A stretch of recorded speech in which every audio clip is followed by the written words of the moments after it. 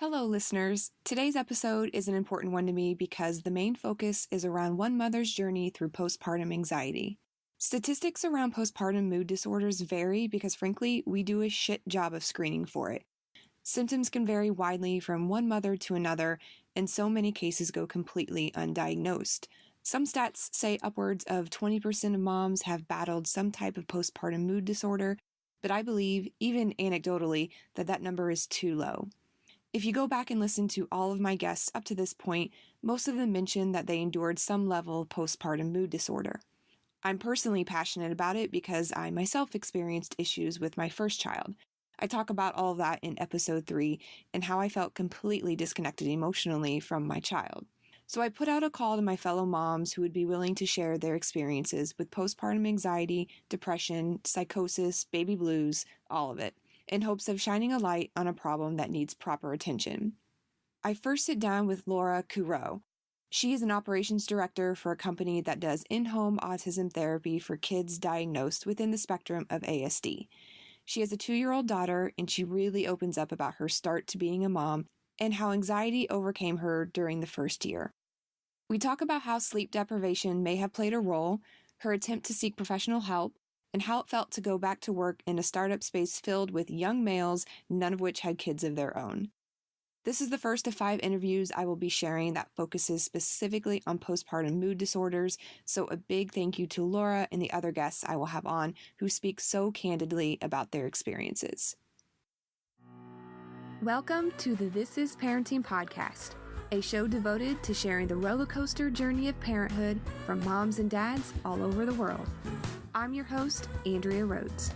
Information and show notes about today's episode can be found at thisisparentingpodcast.com. Let's get started. Tell me a little bit about you and your family and your kids. Where do you live? What does your life look like right now? That's also existential right now. Who am I? So I have one daughter. She's going to be 2 in January. Her name is Talia. And we live in South Florida. I'm from kind of hood suburb of Miami, Hialeah. I don't know if anybody's heard of it. Now it's like turning really hipster and cool, but it wasn't when I was growing up. And so now we live in the county above in Broward County, like out in the suburbs, a town called Plantation. I am now I'm actually working with my sister-in-law. I'm the operations director for a company that does in-home autism therapy for kids diagnosed within the spectrum of ASD. My husband works for a supermarket grocery store chain doing resets and things like that. He's going to launch a toy store in the coming year. So we're re-entering the entrepreneurial world. What life looks for me like right now is a lot of questions about if we want to have another kid, in the thick of toddler tantrum bonanza, like, whoa. And kind of, I feel like I'm way further ahead in reintegrating into one person, where I feel like a good chunk of that mother part is now in me and I am kind of whole again. Whereas when T was born, it was like this new part of me turned on, and everything else got thrown by the wayside. And then I was like fragments of myself. And I just felt like, how do I congeal again? Like I just felt so scattered learning about this one dimension of myself. So at this point, I'm like, okay, like I'm an ambitious person again. I have a child, but I'm also a woman. Like I want to excel again. Whereas I kind of lost all that. Well, and obviously the postpartum anxiety didn't help with that either. So I feel like I'm almost kind of gotten back to being a whole person with this new part that is now a part of my identity. So, but always still like reconciling that, right? Like I feel like it'll always be the juggle. That's so interesting. So you're kind of trying to figure out how to combine who you used to be and you loved with who you are now that you also love, and trying to find a space for both of them. Yeah.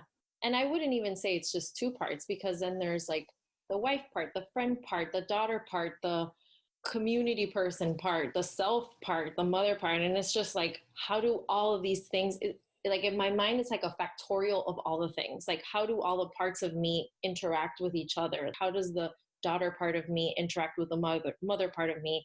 the work part of me, the whatever. And it was just overwhelm of how to make all of those parts of me interface again to where I didn't feel like I was short circuiting all the time, trying to figure out how to just be. Makes total sense. And now you feel like you're finally hitting like a smooth groove, and you're like, is it time to disrupt that again? Exactly. I'm like, no, I feel like my husband and I like each other and we're enjoying it. So I'm just like, I don't want to fuck this up. This is nice.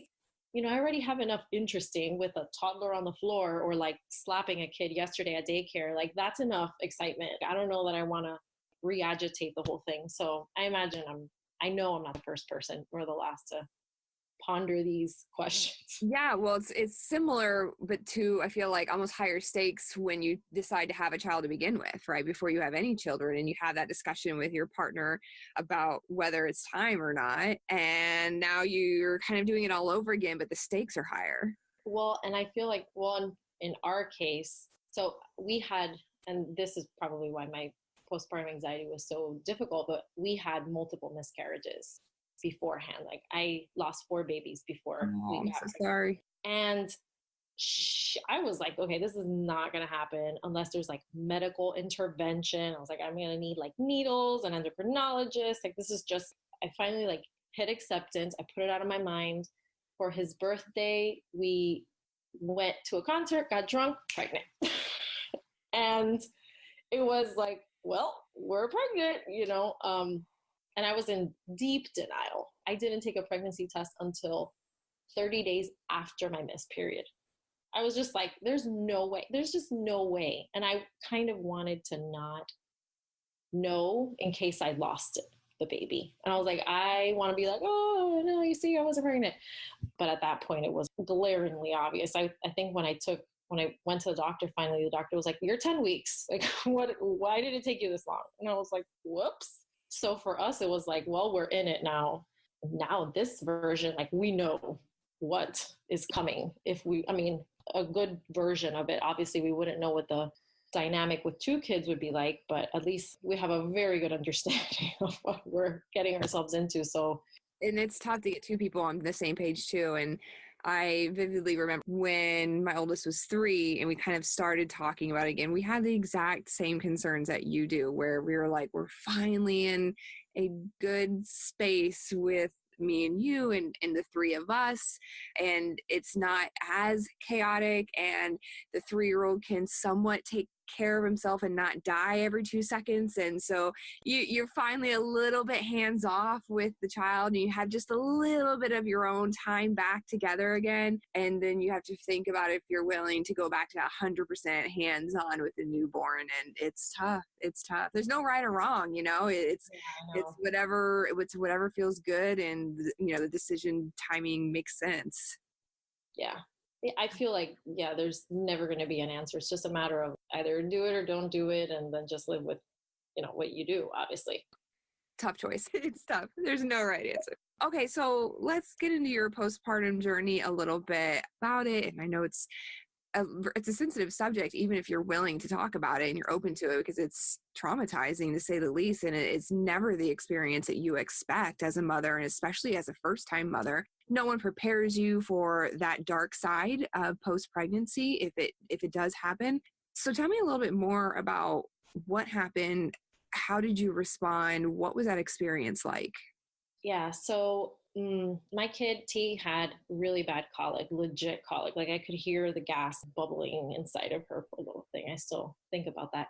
So sleep was like shot. There was no sleep happening. And then on top of that, I had the experience of the 4 miscarriages. So I had this like, oh my God, now she's out. So now I have everything to lose if something goes wrong, and hit the 4-month sleep regression. She was waking up 10 to 20 times a night for the full 35-day period of the sleep regression. I remember it would be like 30 minutes, wah, 45 minutes, wah. Obviously, like we never did anything, but I remember feeling like sitting in the rocker and breastfeeding her and being like, I get why some women lose their shit and shake their babies. I get the rage, I would go into the bathroom and pull my hair. I needed to feel something to not lose it on her. And like And I'm so grateful because my husband would alternate with me, and he wasn't working at the time and he was home. So for the first 6 months he was home and he would take care of her during the day, because I got 4 weeks of paid leave. But I was working at a startup, so I honestly feel like the fact that I got something and it was paid at 100% was magical. I was also the first person to be pregnant on the team, and nobody at that time that was working with us had babies. So there wasn't even like a mom on the team. It was first pregnant person, first person bringing a child into the organization. I was doing ops and sort of HR for the company, so I got to write out, which was very uninformed of me to be doing that. But I guess my boss, who was younger and a white dude, would not have been able to help either way. Hit the 4 month sleep regression. It had not been great up until that point, but like they're sleeping a little bit, whatever. They're still in that like milk drunk phase. Sleep regression hit, and I just got bombarded with this crazy anxiety where I would have visions. I remember in that apartment, we were living in a 1-bedroom at the time, and I would do like these circle 8s in the apartment, just carrying her, just trying to get her to stop crying. And I remember getting these visions of like, oh my God, what if I drop her? Because I'm so tired. What if I drop her and she dies? Like everything always ended and she died. Or what if I fall asleep while breastfeeding her and she suffocates and she dies? Or what if, everything was just like blah, blah, blah, and she dies. And even when she would sleep, like if she wouldn't wake up every 30 minutes, I'm like, oh my God, she's not breathing, she's dead. It was just this like state of constant panic. And I would see it, like I would just have these visions. And it was just, I just thought to myself, I'm like, I'm so sleep deprived that I'm seeing these things. So I'm laughing at it now, but one day I went into work. I was like, I need to get out of the house. They had also let me work remotely for the first year after my kid was born. So, which was great because I'd be in like Zoom calls like this with the team, and the meetings were like this. I'm like breastfeeding down here. They're like, oh, that's a weird angle. I'm like, you want to see my boobs? I don't think so. They're like, oh, I'm like, I'm just going to put it, I'm educating you all young 20-something hipsters about what's happening over here. So, I just got to a point where I'm like, I have cabin fever. Like I'm stuck in here. I just kind of need to be around normal people. I went and I commuted all the way from Plantation to Miami, which during rush hour is like an hour and a half driving because there's, public transportation around here is terrible. So I'm like with my pump and my whole situation, going into a co-working space where nobody has ever had a kid. And I just lost it in front of my boss, who at the time was 28, skinny white dude. And I just started crying in the middle of the kitchen of the co-working space. I'm like, I just can't do this. And he was like patting my head like, it's okay, Laura, if you don't sleep, you don't have to come. I'm like, but I said I would because integrity. And he's like, what the hell? He was just, you do not need to put yourself through that. And I don't really remember when it stopped happening. I do remember though, after the sleep regression, like once 5 months hit, her sleep got dramatically better. And between 5 months and 8 months, by 8 months, she was sleeping through the night.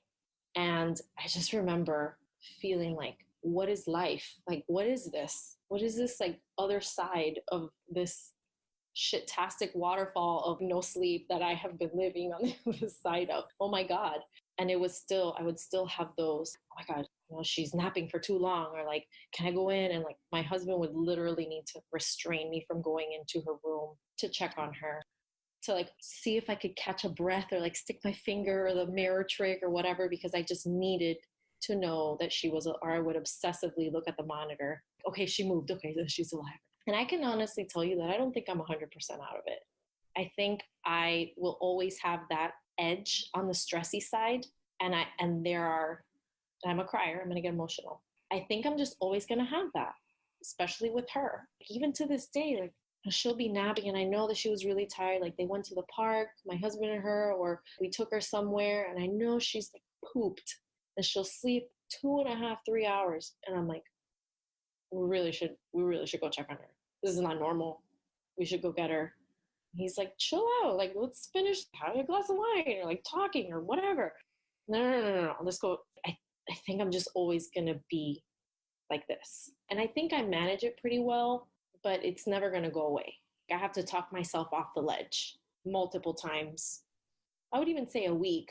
If I know that she's, she went to school kind of cranky, I'm like, oh, she's probably not going to nap. And I wonder how she's at school. And I like obsess a little bit. Or we have very rarely left her with anybody overnight. And I'll check in with my mom. Like, this past weekend, my husband and I were in Baltimore for my company holiday party. So it was his sister. So, she flew the both of us up. So it was the first time that we spent 2 nights away from her. Mm.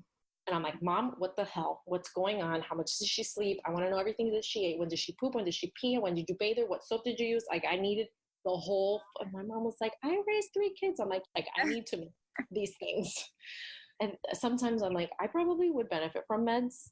And then other times I'm like, I got this. I just need to like meditate. I probably should get into yoga. But it's an ongoing thing. Like, I think I will always be postpartum anxious.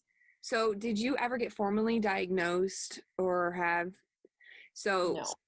When did you, I guess, kind of become self-aware of this then? I think it was a lot more in retrospect, kind of when I was out of the thick fog of it and realizing like, that's not normal. I was legit having visions and hallucinating and having the whole like auditory kind of hallucination, the phantom cries, the constant sobbing.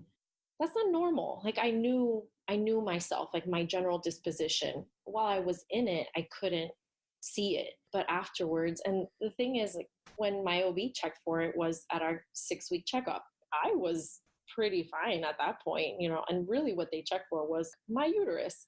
Like, how are you kind of like regrouping in there? And the thorough assessment of that was, do you want to hurt her or yourself? And I never had that. Even while I had postpartum anxiety, I never wanted to hurt her or myself. It was just constant crippling fear. And I think doctors and other medical professionals do us a disservice when they don't really give us a time to kind of like explore what's going on. And at 6 weeks, from what I've read, most women are not presenting these kinds of symptoms. It's between 4 or 6 months, even maybe after that. I made 3 appointments with psychologists. The first one, kid you not, I cannot make this up, started falling asleep during our session. No. And her specialty was postpartum anxiety, postpartum depression, and women having experienced miscarriage. I literally had to stop her. I was like, are you okay? Because your head is bobbing while I'm speaking. And she's like, oh, it's just, I'm not feeling well. She fell asleep on me like 3 times. And she was like, oh, I would love to schedule another session. I'm like, hell no. Bill the insurance company and then what? So the second one that I tried to schedule never called me back. And I don't even remember what happened with the third one. At that point, I think I felt so, it's hard to talk about this kind of stuff when it's so fresh and you open yourself up so much. And I was so raw at that moment. I'm like, lady, you got a freaking doctorate degree hanging from your wall and you can't even show me a little bit of compassion by like taking back some coffee before our appointment and like keeping your eyes open. Like, give me something, she'd be like, mm-hmm. Oh no. But it was that just made me feel like, you know what, you just got to deal with this yourself. That makes me really sad. And that's another reason why I want to do this episode is I know we are not doing a good enough job of screening moms postpartum, and people like you and people like me, we slip through the cracks because of it. I presented very differently than you, and I think that's something I'm going to learn along the way, that everyone has such a unique experience, that we have these buckets where it's postpartum depression, postpartum anxiety, baby blues. Like baby blues are only supposed to last a couple weeks and you get over it. And then the postpartum depression anxiety presents very differently with these symptoms and reactions. And then there's a whole slew of us that are in between all of those that don't present in these nice little buckets. And there's no proper way to screen for this for us because we are so worried about the babies, as we should be, but something is missing. There's a checks and balance that's missing, and our partners aren't educated enough to, if they see something, say something. They don't necessarily do that. Even if they do notice that something is up, they don't know how to approach it. They don't know how to seek help. They don't know if they should. It makes them very nervous. They don't want to say the wrong thing because new moms are already on edge, and God forbid you point out a flaw, right?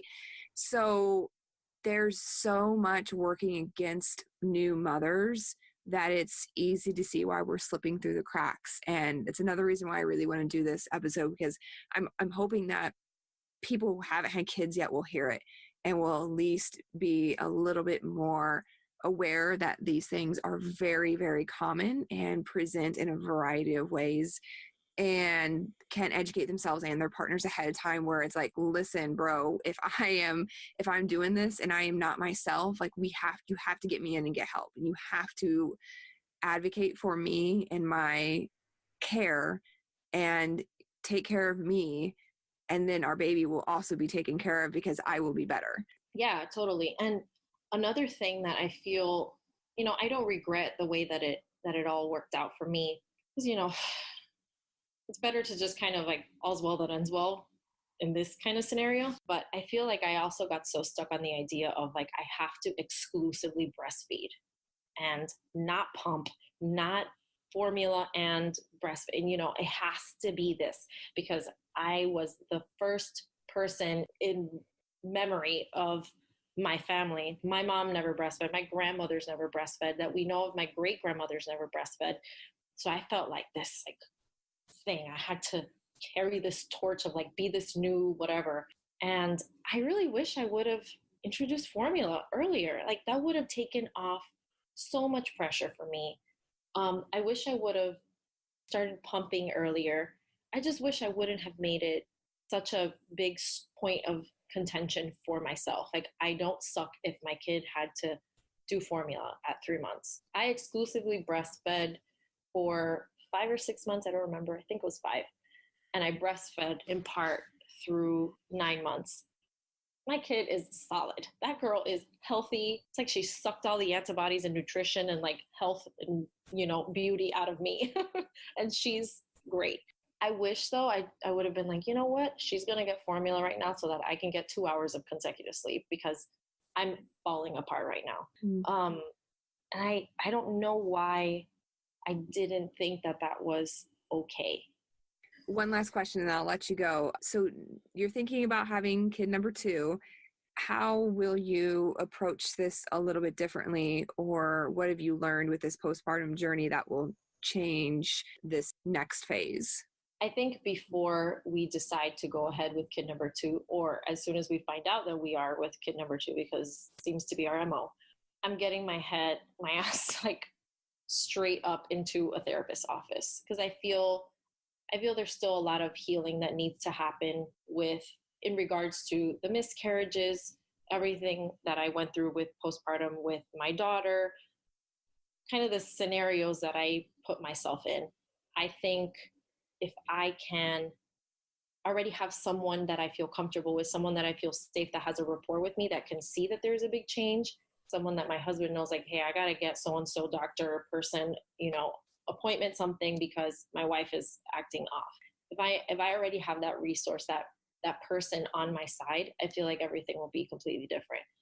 I also, like I said, I already know that there's no shame in doing formula, doing combo feeding, whatever works for me. I need to prioritize myself, as opposed to just thinking that the only person that matters is the new human. Old human also matters. And I think I will be way more aware of what I need. I also feel like I know that I won't know everything, which I think is major. Because when you're a new parent, or you're going to be a new parent, you don't know what you don't know. But now I do know that there's a lot that I won't know. And that's okay. And to give myself room to figure that out. Because I always remember, and I tell myself, you are resourceful. If I'm resourceful, I'll figure it out. Yep. But letting myself be is the important part. As a side note, I have a full-time job. I was also like you. I was like, I want to breastfeed. I want to be amazing at it. Totally, for like a year, I'm going to do it. And my supply, once I went back to work and I had 6 weeks off, once I went back to work, my supply just dried up. And I was trying to pump in between, meetings or whatever. And at some point I was only giving 2 ounces of milk in like a 6-ounce bottle. And I went to my pediatrician to get a checkup, and he's like, so how much are you giving of breast milk? And I was like, I don't know, maybe like ounce or 2 ounce. And he looked at me, he's like, honey, it's time to give it up. It's okay. You're going to be okay. Like, but you aren't providing any more nutrition than the formula is at this point, because formula is so good these days. It's not like it used to be. And so I looked at him and I was like kind of sad, but then I was just like, thank you for giving me permission. Like somebody else outside of me gave me that permission to give it up. And it was the best thing ever. And it was such good timing. I was so much less stressed about it. And being done breastfeeding at 3 months was perfectly okay. And then with baby number 2, I was like, I'm only going 3 months. And it was fine. It was totally fine. It's so funny because I find that pumping is the most degrading activity that we as mothers can do. And we do it for, there's almost top 5 acts of love for our child, to literally sit topless like a freaking cow, to be milked by this machine. And it doesn't feel great. I'm just like, this is so degrading and dehumanizing. And yet we were like exactly the same. I'm like, oh my God, I think I got 2.75 ounces out of this left one and like 3 ounces out of this one. And oh man, you're doing better than me. It was like 2 ounces total. And I thought I'm still in it, I got to that point too, where I was like, it's a little bit in the formula, getting a little bit. And it was exactly the same thing. Like, it's time. Yep. Stop the tit torture and just be done with it. To describe it, honestly. Oh my God. Okay. Well, thank you so much, Laura. A huge thank you to Laura for speaking so candidly about her experience. If you think you or someone you know may be suffering from some form of postpartum mood disorder, I urge you to seek help. It's hard to recognize it while in the thick of it, so being an advocate for someone who may be in the middle of it is so important. I've included some resources in the show notes of this episode, and you can check those out at thisisparentingpodcast.com. And if you have a story like this that you would like to share, reach out. I'm always looking for guests who are willing to give this issue the attention it needs in hopes of educating the next new moms and their partners who come after us.